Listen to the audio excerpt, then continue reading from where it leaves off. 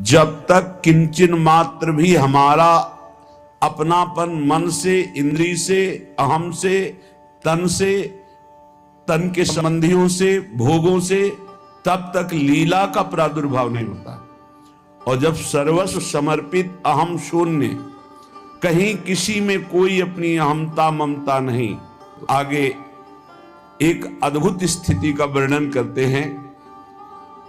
अब जब सब समर्पित हो गया तो प्रभु देख रहे हैं, नित्य निरंतर स्मृति अबाध और अखंड हो गई। क्योंकि हमारा भजन तभी टूटता है जब किसी वस्तु, व्यक्ति, स्थान में अपनापन होता है। देख लीजिए, जहां अपनापन होगा वहां बिगड़ने पर द्वेष हो जाएगा। अपनापन को राग कहते हैं।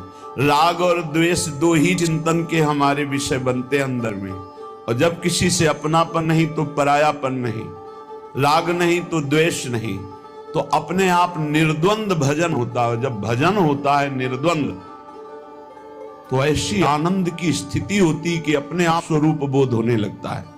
प्रसन्न आत्मा को स्वरूप बोध होता है, अखंड प्रसन्नता, उसी में अपने स्वरूप का बोध होता है। और ये सब एक क्षण में हो जाता है।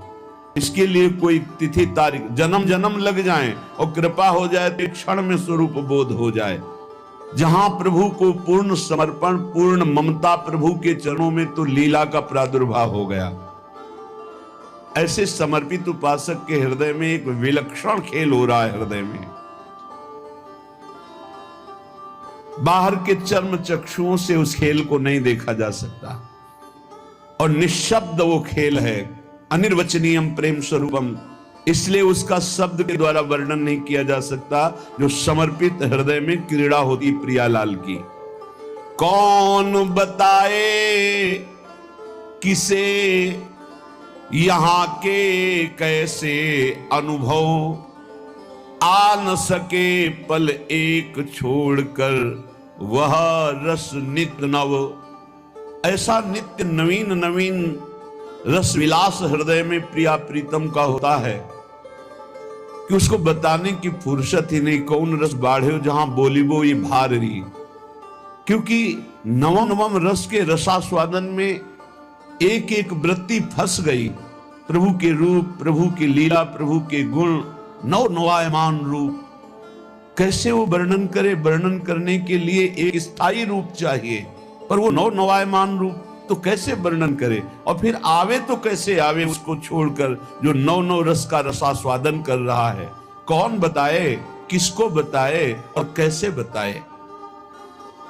बाहर आते समय रोक देती वह लीला, भीतर ही है रमा रही वो चारु सुशीला। अद्भुत प्रभु की लीला। बाहर व्यवहार में व्यक्ति उतरना चाहती, पर वहीं डूब जाती, फिर डूब जाती, फिर लीला में डूब जाती है। अंतर में ऐसा अद्भुत रस बरसता है कि बाहर आने की हिम्मत ही नहीं रह जाती, बहिर्मुख होने की हिम्मत ही नहीं रह जाती। अद्भुत अद्भुत सरोवर, अद्भुत अद्भुत निकुंजों में हमारे प्रियालाल ऐसी अद्भुत लीला कर रहे, और वो सब हृदय में हो रही है। वो संपूर्ण समर्पित उपासक उस लीला रस में छका हुआ। बाहर क्रियाएं होते हुए भी वो निष्क्रिय है, व्यवहार में होते हुए भी वो व्यवहार रहित है। कर्म में अकर्म और अकर्म में कर्म, अद्भुत स्थिति। बाह्य जगत से वो सुधा हुआ सा दिखाई देता, लेकिन अंतर में लीला चल रही है। मन इंद्री सब अंग बुद्धि उसमें ही तन में हुए, इसी से बाह्य बुद्धि के कार्य सभी लय। देह शुद्धि का विस्मरण, पर देह के संपूर्ण कार्य यथावत वैसे ही होना, ये सामर्थ्य है भगवत लीला की। ये तब प्रकाशित होती है जब उपासक का हृदय पूर्ण समर्पित हो जाता है। इस लीला आनंद से बढ़कर के कोई आनंद नहीं है। भगवदानंद का जो तारतम्य वर्णन करते हैं शास्त्र हमारे, पहली बात तो ये कहते हैं कि कोई भी कुछ भी करता है तो अपने सुख के लिए करता है। हमें सुख प्राप्त हो इसलिए वो किसी और के लिए नहीं करता। नावा अरे पत्यु कामाय पति प्रियो भवति,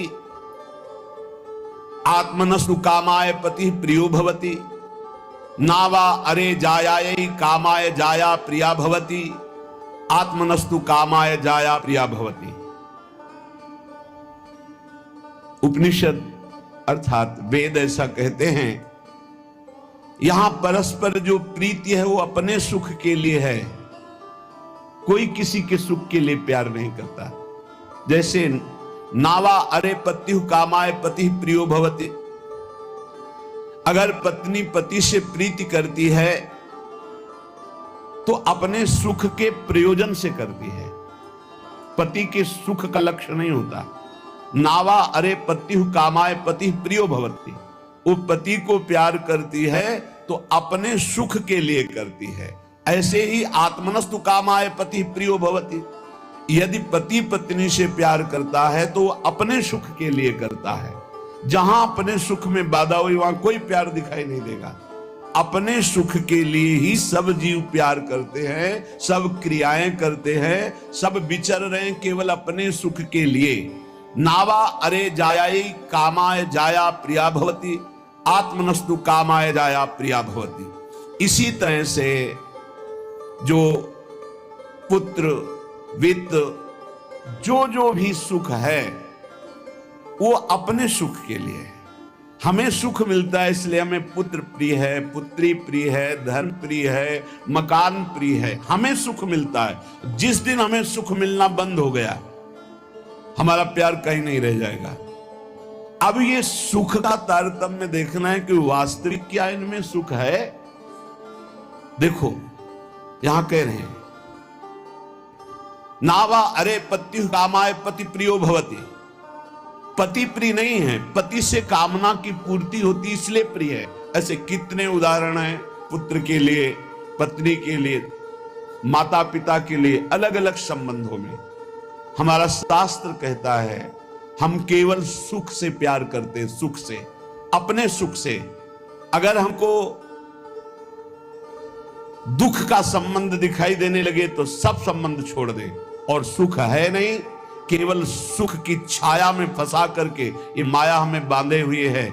जिसे तुम सुख समझते हो ये सुख नहीं, सुख की छाया है, समझ पड़ती नहीं, ये गिरधर की माया है। जैसे किसी व्यक्ति की छाया को पकड़ने चलो कभी पकड़ में नहीं आएगा, क्योंकि वो व्यक्ति की छाया है। तो ये सुख की छाया सी दिखाई देती मृत्यु लोक में या ब्रह्मा के द्वारा रचे हुए अन्य लोकों में। सुख तो सुख सिंधु भगवान के नाम रूप लीला धाम में है। इस सुख का तारतम्य वर्णन करते हुए कहते हैं कि सबसे बड़ा सुख जो आनंद सिंधु सुख राशि, सीकर तय त्रैलोक सुपासी। सीकर कहते हैं एक बूंद जैसे ऐसे मारो उसमें जो छोटे कण निकलते हैं उसे सीकर कहते हैं।